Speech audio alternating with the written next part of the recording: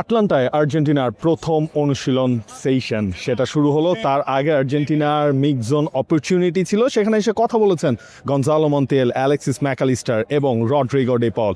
আটলান্টার আকাশ আজ মেঘাচ্ছন্ন এবং আজ সারাদিনে বৃষ্টি হওয়ার একটা টুকটাক সম্ভাবনা রয়েছে। তবে আটলান্টায় গেল রাতে আর্জেন্টিনা রাত 11:30টার দিকে তারা টিম হোটেলে প্রবেশ করেছে। এরপর ঠিক পরদিন সকাল 11টাতেই আটলান্টা ইউনাইটেড এফসির যে মাঠ রয়েছে সেই মাঠে লিওনেল স্কালোনি তার পুরো দল বল নিয়ে চলে এসেছেন। এখানেই হবে আর্জেন্টিনার ইংল্যান্ডকে হারানোর জন্য মূল অনুশীলনটা। ক্যানসাসের শেষ দিন অনুশীলন, সেটা আসলে গণমাধ্যম কর্মীদের থাকার কোনো সুযোগ সেখানে ছিল না। তবে এই ম্যাচ ডে -1 এই ট্রেনিং সেশনটা 15 মিনিট, সেখানে আসলে সবার সেই ফুটেজ নেওয়ার পারমিশনটাও রয়েছে।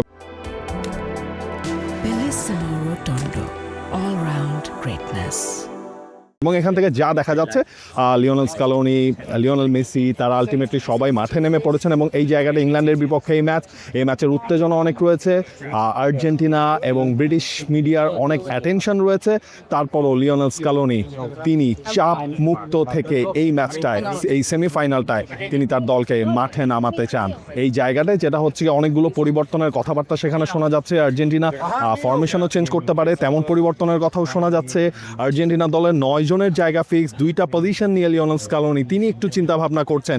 সেই পজিশনের একটা হতে পারে যে রড্রিগো ডি পল, তাকে হয়তোবা ইংল্যান্ডের বিপক্ষে এই ম্যাচটায় দেখা যাবে না, হয়তোবা গনজালো মন্টিয়েল বা মলিনা, ওই জায়গায় একটা চেঞ্জের চিন্তা ভাবনা তিনি করতে পারেন। লিওনেল স্কালোনি গেলবার নেদারল্যান্ডসের বিপক্ষে যেই ফরমেশনটা খেলিয়ে, যেই স্টাইল অফ প্লে খেলিয়ে হঠাৎ সবাইকে অবাক করে দিয়েছিলেন, তেমনটা তিনি করবেন কিনা সেটা হয়তো সময় বলে দেবে। আর্জেন্টিনা যে ফরমেশনে খেলে থাকে, যে স্টাইল অফ প্লেতে খেলে থাকে, সেটার পরিবর্তন হবে কিনা, লিওনেল স্কালোনি ইংল্যান্ডের বিপক্ষে সেটার পরিবর্তন করবে কিনা, এই ব্যাপারটা আসলে সবাই এখন দেখতে চায়।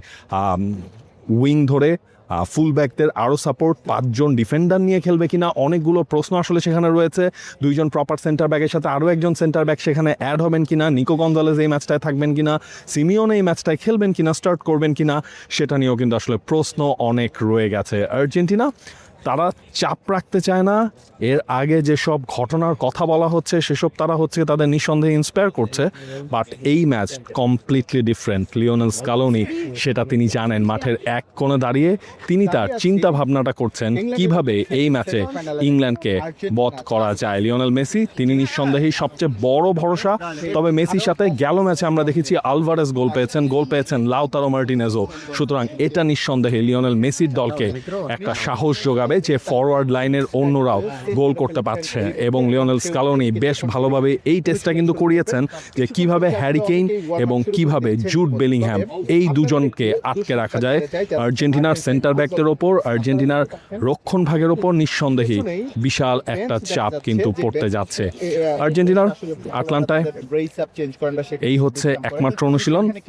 এর আগে আমরা দেখেছিলাম যে আর্জেন্টিনা অন্য একটা মাঠে ট্রেনিং করেছিল, তবে আজকে কিন্তু আর্জেন্টিনা এই আটলান্টা ইউনাইটেড তাদের মাঠে ট্রেনিং করছে।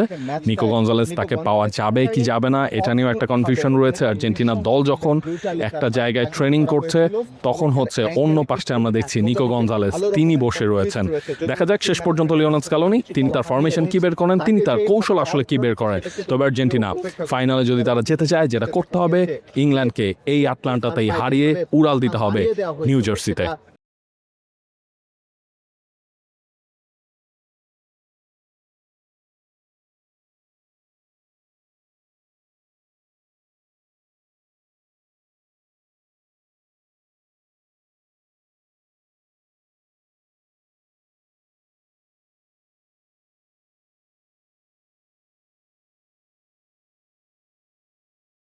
For more updates, subscribe to our YouTube channel and click on the bell icon.